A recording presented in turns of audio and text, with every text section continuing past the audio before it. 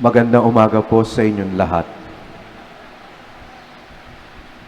The apostles knew what it feels like or what it felt like to be inside locked doors.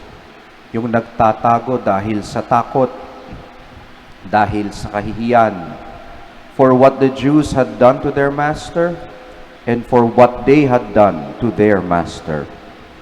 They knew the feeling of being trapped within. But the resurrected and victorious Jesus can set them free, and more importantly, send them to set others free from their locked doors because of sin. This sort of good news can never be contained, and not even a jail cell can hold those who bear this good news. In our first reading, the high priest and the Sadducees placed the apostles in jail out of jealousy. Bakit kaya sila naiinggit? They do not bear the good news that these apostles have. And these apostles have been drawing in and convincing people of the good news that they bear. All their enemies can do is to lock them up, hoping that they would be discouraged. But no, the apostles have been there plenty of times, in worse times, even without the jail bars.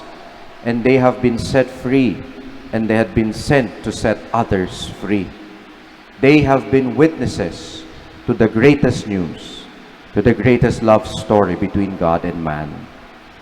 Before this, Jesus, the good news, walked past the locked doors of the upper room where they were hiding to greet and grant his apostles his peace.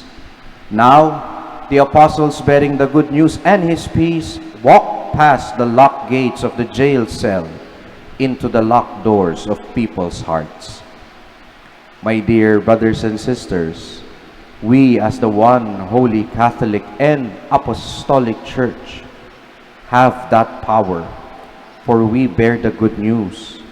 We are beneficiaries of the good news. Tayong minsan nakulong sa ating makasalanan and have been set free, not just for ourselves, but for others too. We have been sent for a mission. Our gospel today sums up that good news that we bear and proclaim. God so loved the world that he gave his only begotten Son, so that everyone who believes in him might not perish, but might have eternal life.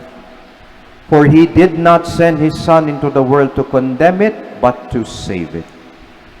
Jesus came as light, but people preferred darkness. And so, we must let people see the light we bear because of the good news that we hold. And we cannot be bearers of this good news if we ourselves still prefer darkness to light.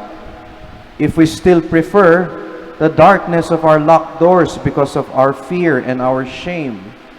If we still prefer the darkness of the prison because of our sins.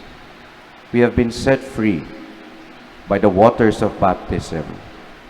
St. Paul said, we were indeed buried with him through baptism into death, so that, just as Christ was raised from the dead by the glory of the Father, we too might live in this newness of life.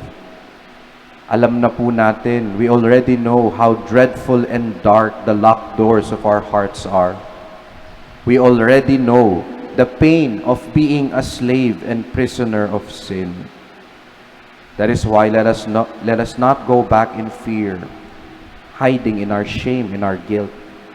We are the people of the resurrection. We are the people of light.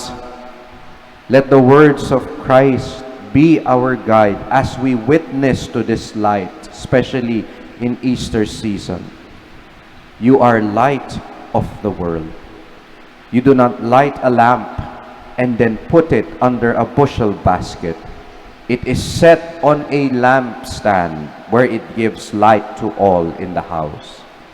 Just so, your light, our light, must shine before others. Amen.